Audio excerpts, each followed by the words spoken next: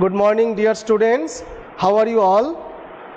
So as you can see on your screen, today we are going to take up a chapter from English grammar. We will do some grammar today, and today we are going to take up subject verb agreement.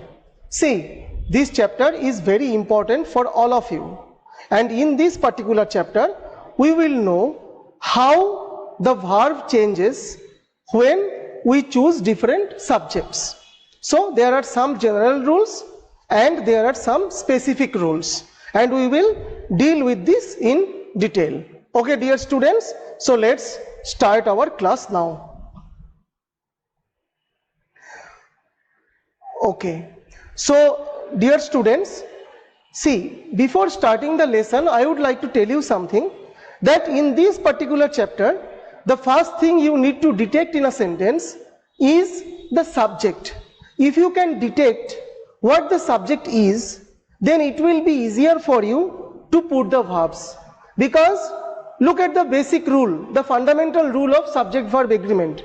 The fundamental rule is singular subjects will always take singular verbs, while the plural subjects will take plural verbs. So the thing is, if you can detect the subject of the sentence, you can easily understand that what verb, that means whether a singular verb or a plural verb you need to choose. So the thing is, please try to understand or try to detect the subject first, because in some sentences the subject is actually camouflaged. That means sometimes the students are easily confused detecting the subject of the sentence. Suppose you are thinking that this is the subject, or these words constitute the subject of the sentence, but in fact that is not the subject, and that's why the error creeps in. So the thing is, you need to detect the subject of the sentence first. If you detect it, then it will be much easier for you. Now come back to the fundamental rule. Singular subjects must have singular verbs, while the plural subjects take plural verbs. Something like, a boy is going to school. Here boy is a singular subject, so the verb is, we have used the singular verb is. But if we change it like, the boys are going to school, then the boys, it's a plural subject, so we have used a plural verb are. So these are the few things, the plural subjects, and you please also understand the singular subjects. These two concepts, it is rather easy. Now let's go to the different rules, different specific rules. Look, the pronoun you always takes a plural verb. This is quite easy, and you are quite, I must say, you are quite familiar with this particular rule, because in this particular rule you already know that when you use this pronoun you, the verb will always be plural.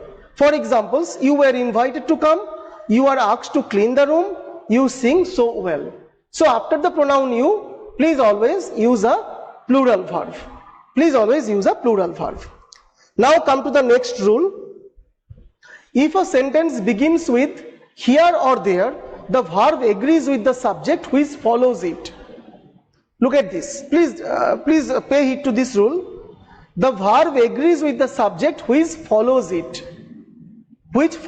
So here, dear students, actually in English, in an English sentence, the usual sequence is subject, verb, and then the object.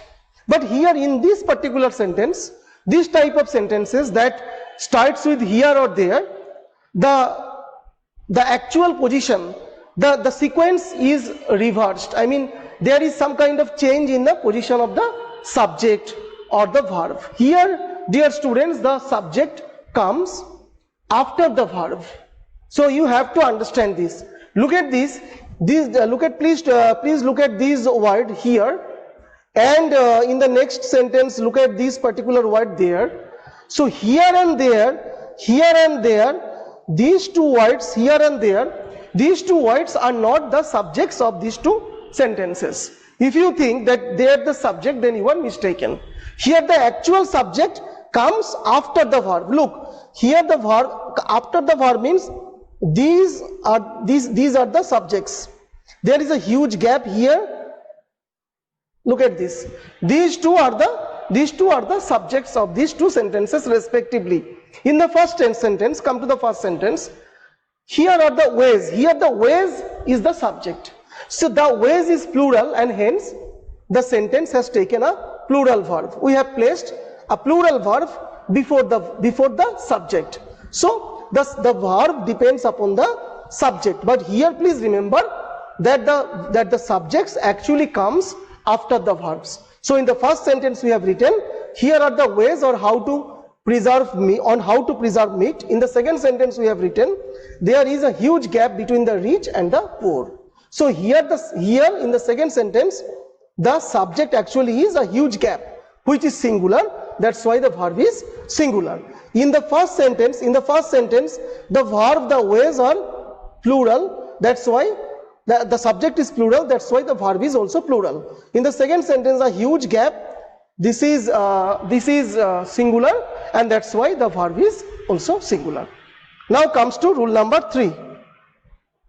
If two subjects, one single and one plural, are connected by either or neither nor, the verb agrees with the nearer subject.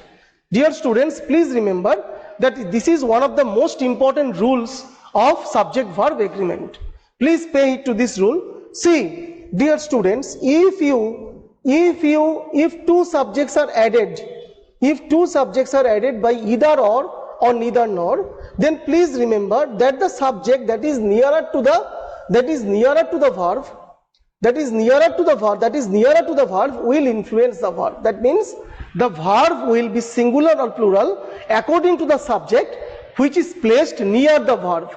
Please look at the first sentence. In the first sentence, neither the players nor the coach is joining. Look at the two verbs. Look at the two subjects of this sentence. The first sentence, the first subject is the players. The players. And in the second, and there is the second subject, the coach. The coach. So dear students, out of these two subjects, the coach, this subject is placed near the verb is. Near the verb is. So, and hence, as the rule goes, the verb will be influenced by the subject which is placed near the verb. Here, which subject is placed near the verb? The coach. And hence the verb will be singular because the coach is singular. Because the coach is singular. But for instance, if we just reverse the order of the two subjects, for example, if we say neither the coach nor the players dash joining, then you have to put the verb as plural. Why? Because the players are plural, and if we put the players near the verb, then the verb will also be plural. Come to the another example sentence. Either the conductor or the singers are attending the concert. So what is the actual subject of this particular sentence? The singers. The singers. So the singers, out of these two subjects, there are two subjects. One is the conductor, another one the singers. Out of these two subjects, we have put the singers nearer the verb. That's why the verb will be plural, simply because it will be affected, it will be influenced by the subject that has been placed nearer to it. Okay, now come to rule number 4. Okay, dear students, look at this particular rule. A singular subject followed by intervening words or phrases such as with, as well as, in addition to, accompanied by, together with, and no less than, takes a singular verb. Look, actually these words, look at these words, with, as well as, in addition to, accompanied by, together with, no less than, and also along with. Along with is also there in the list. You can add it. Along with takes a singular verb. Why? Because look, these words actually add some extra information to the sentence, but it under no circumstances affect the main subject of the sentence. And if these words will only add some additional information to the text, to the sentence, and hence these words, when these words will add something, they become inconsequential. And it has no real effect on the verb. Look at the examples. Example number 1. Dear students, here in the first example, please look at the first example. Jake, accompanied by his sisters, is enrolling in PPC. Jake, accompanied by his sisters, is enrolling in PPC. But look at this particular phrase, accompanied by his sisters. Accompanied by his sisters. So Jake, accompanied by his sisters, is enrolling in PCC. So accompanied by his sisters, this particular phrase adds only some extra information to this particular sentence, and hence it has no actual bearing to the verb. Why? Because the main subject here, the subject of this particular sentence is Jake, and this particular phrase accompanied by his sisters only adds a little bit of more information to the sentence or to the subject, but it has no actual bearing on the verb. So as Jake is singular, the verb will also be singular, and it will not be affected by accompanied by his sisters, this particular phrase, even though in the phrase we trace the presence of something plural by his sisters, but it will not affect the verb of this particular sentence. Now come to the second example. Daddy as well as my brothers is enjoying the party. So here look at this. Daddy is the subject of this particular sentence, and now come to this particular phrase, as well as my brothers, so this particular phrase, as well as my brothers, it has no significance on the verb. Why? Because here daddy is the actual subject of the verb, actual subject, and the verb will agree with the subject only, and not with something that only offers some extra information. So now come here again, according to the fundamental rule, if the subject is singular, the verb will also be singular. Here daddy is singular, and hence the verb will be singular. It will by no means be affected by the presence of as well as my brothers. So please, this rule is also very important. Now dear students, come to rule number 5. Look at this. Singular subjects joined by and require a plural verb except when they mean one thing. This is quite an easy rule, and you are quite conversant with this rule as well, because you have heard such sentences since you were in the elementary level. Now look at this and. So and, whenever we join two different nouns or two different subjects, two different things, with this coordinating conjunction and, we will always put a plural verb, except for those cases where those two subjects will actually indicate one person or one thing. So let's enumerate with the examples. Look at the first example. Larry and Mary are reading novels. Here, dear students, Larry and Mercy, they